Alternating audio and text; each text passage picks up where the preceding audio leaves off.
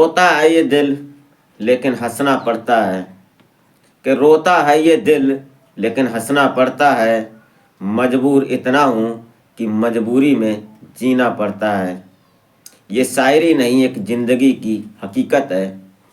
एक शायरी का नाम दिया जाए या इसमें हकीकत कितनी है उसकी पहचान की जाए।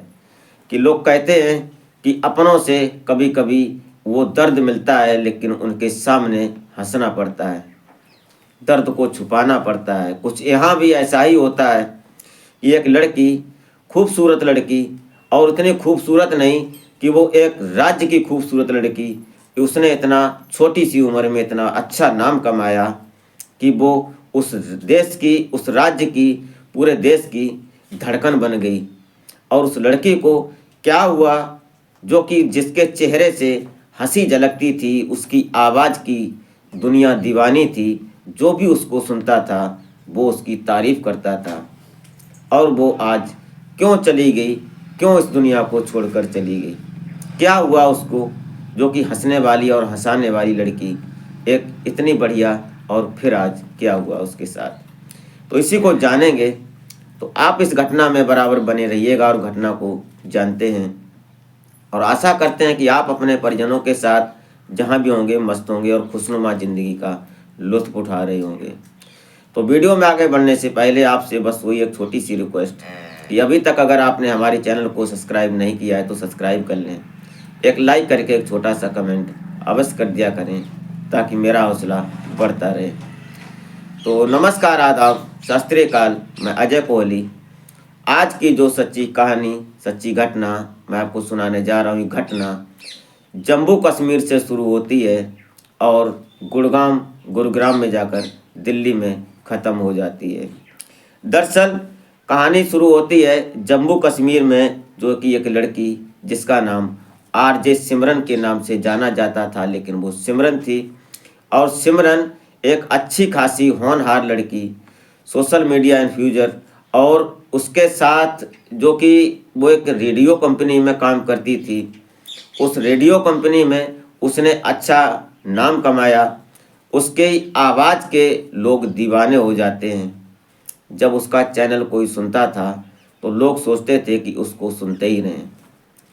उसी के साथ साथ धीरे धीरे वो आगे बढ़ी। और उससे पहले उसने जब पढ़ाई की, और पढ़ाई के समय में जब उसके घर में सभी लोग थे, अच्छा खासा संपन्न परिवार था, कोई घर में दिक्कत नहीं, कोई पैसे की ना कोई टेंशन की, माता पिता, भाई बहन और परिवारीजन, बहुत खुशनुमा ज़िंदगी चल रही थी। उसी के साथ जब ये लड़की आगे बढ़ती है और उसका शुरू से ये सपना था कि कुछ अलग करेंगे, कुछ हटके करेंगे, जो सभी करते हैं वो करेंगे तो क्या। इसलिए उसने एक ऐसी राह चुनी और एक ऐसी राह पर वो चली जो कि सभी को पसंद आई और सब ने ही उसको सराहना दी। एक दिन जब उसने इंटरव्यू दिया, वो जाती है एक कंपनी में, जो कि रेडियो कंपनी होती है एफएम, उस पर जाती है। और उसने जब अपना इंटरव्यू दिया तो वहाँ पर जो लोग उसका इंटरव्यू ले रहे थे वो उसको देखकर और उसकी बातों को सुनकर, उसकी आवाज़ को सुनकर उस पर इतनी उसकी प्रशंसा करते हैं, उस पर इतना उसका प्रोत्साहन बढ़ाते हैं, जो कि उसका इंटरव्यू फर्स्ट टाइम में ही अटेंड कर लिया जाता है। और उसके बाद कहानी शुरू होती है। और वो जब अपने चैनल पर अपने समय पर आती थी तो लोग उसको सुनते थे। धीरे धीरे ये कहानी चलने लगती है और कहानी चलते चलते उसने एक अपना सोशल मीडिया अकाउंट भी बनाया। उस पर उसके लगभग 7 लाख प्लस उसके फॉलोवर्स हो जाते हैं। और जिसके 7 लाख प्लस फॉलोवर्स हों तो उसको समझ लो मिनिमम कम से कम तो उसके 1-2 लाख मंथली तो हो ही जानी है, कितना भी कम होगा तब भी। इसका मतलब ये लग रहा है, इसकी समझ से ये आ रहा है कि पैसे की तो कोई दिक्कत थी नहीं। उसके बाद इसके कई एक दोस्त थे। अब ये गुरुग्राम में रह रही थी, गुरुग्राम सेक्टर 47 में। यहाँ पर इसने एक फ्लैट लिया हुआ था और तीसरे नंबर पर, जो तीसरे मोहल्ले पर वो रह रही थी, इसका दोस्त होता है हिमांशु, वो भी इसके साथ रह रहा था। लगभग 3-4 महीने हो चुके थे, ये लिव इन रिलेशन में रह रहे थे दोनों। इसके जो दोस्त थे वो नीचे फ्लोर में रह रहे थे, लगभग 4-5 दोस्त और होते हैं।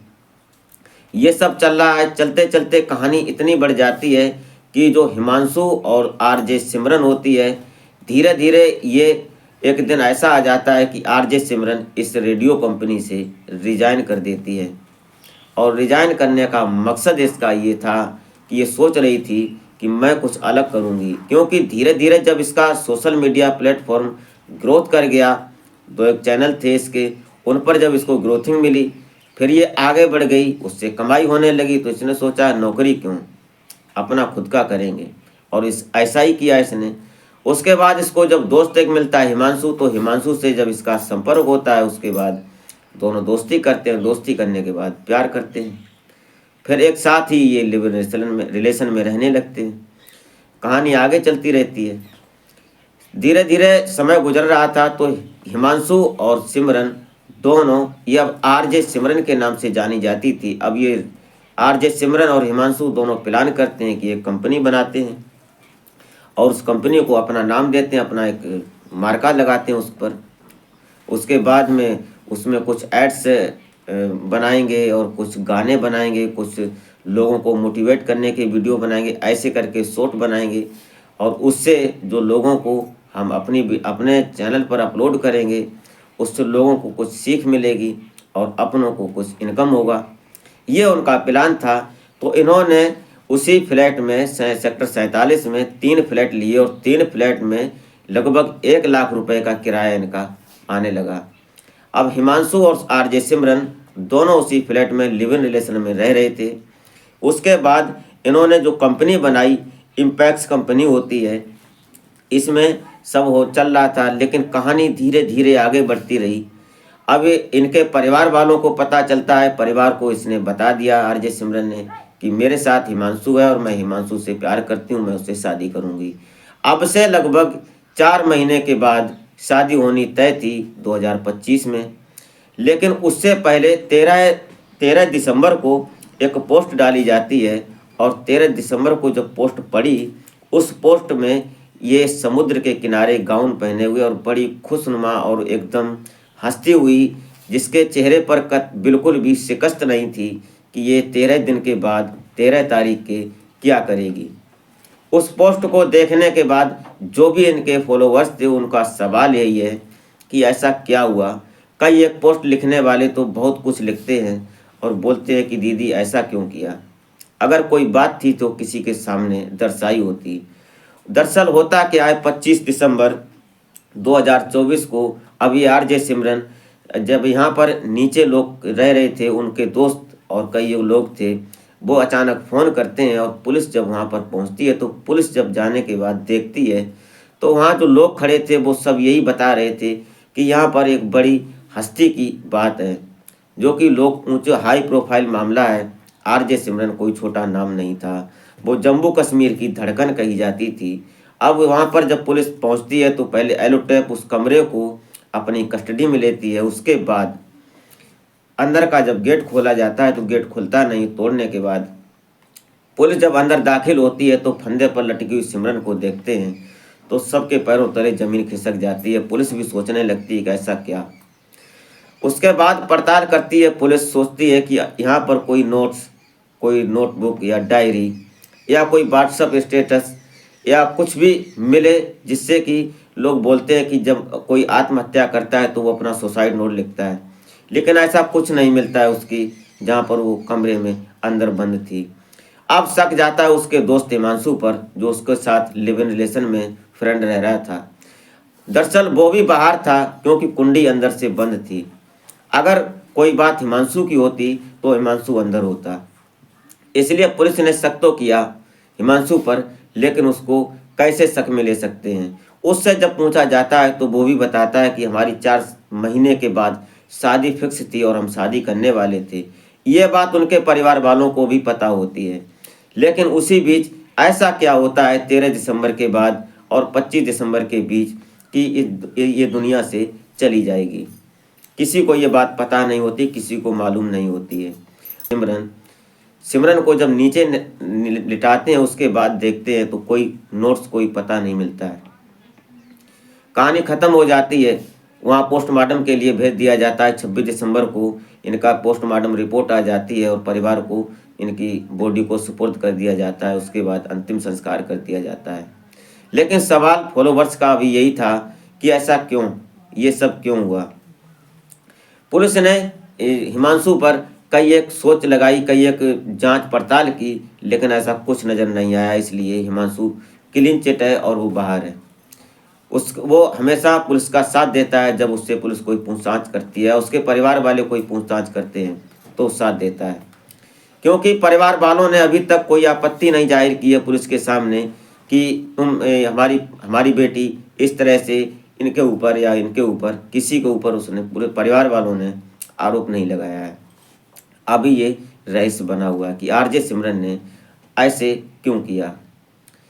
जो आगे आएगा अपडेट वो आपको बताएंगे। तो ये रही कहानी, ये रही आरजे सिमरन की दास्तान। दोस्तों, इस घटनाक्रम को सुनाने का उद्देश्य किसी को परेशान करना नहीं होता है, नहीं किसी के दिल को ठेस पहुंचाना होता है। सिर्फ और सिर्फ एक जागरूकता का संदेश होता है कि लोग हंसते तो हैं, लेकिन उस हंसी के पीछे अपने सीने में दर्द कितना छुपाए बैठे हैं, ये समझ पाना बहुत मुश्किल है। कभी कोई आपके आस पड़ोस में कोई लड़की या कोई महिला या कोई व्यक्ति अकेले रह रहा हो और वो सबसे मिलता हो तो हंसता हो, लेकिन अकेले रह रहा हो तो समझ लो कुछ ऐसा तो नहीं कि इसके साथ भी कुछ गलत हो। ये पता नहीं क्या अपने अंदर घुट रहा हो। लेकिन ऐसा ही हुआ आरजे सिमरन के साथ। अगर वो समय रहते किसी को दर्शाई होती, किसी को बताई होती, तो शायद आज आरजे सिमरन हमारे बीच होती। आज उसकी कहानी हम नहीं बना रहे होते या सोशल मीडिया पर तय नहीं रही होती। छोटी से बड़ी प्रिंट मीडिया, बड़े चैनल, हर किसी पर ये आरजे सिमरन की हेडलाइंस बन गई, क्योंकि वो जब जाती है उसके बाद वहाँ के जम्मू कश्मीर के मुख्यमंत्री और कई एक बड़े नेता उसको श्रद्धांजलि देने आते हैं, उसके लिए शोक जाहिर करते हैं। तो इसका मतलब यही होता है कि आरजे सिमरन एक राज्य की धड़कन थी, राज्य की नहीं वो देश की धड़कन थी, इसीलिए शायद वो चर्चा में। तो दोस्तों, क्या राय देना चाहते हैं इसमें तो कमेंट बॉक्स में ज़रूर दें। तो मिलते हैं फिर नेक्स्ट वीडियो में, तब तक के लिए जय हिंद।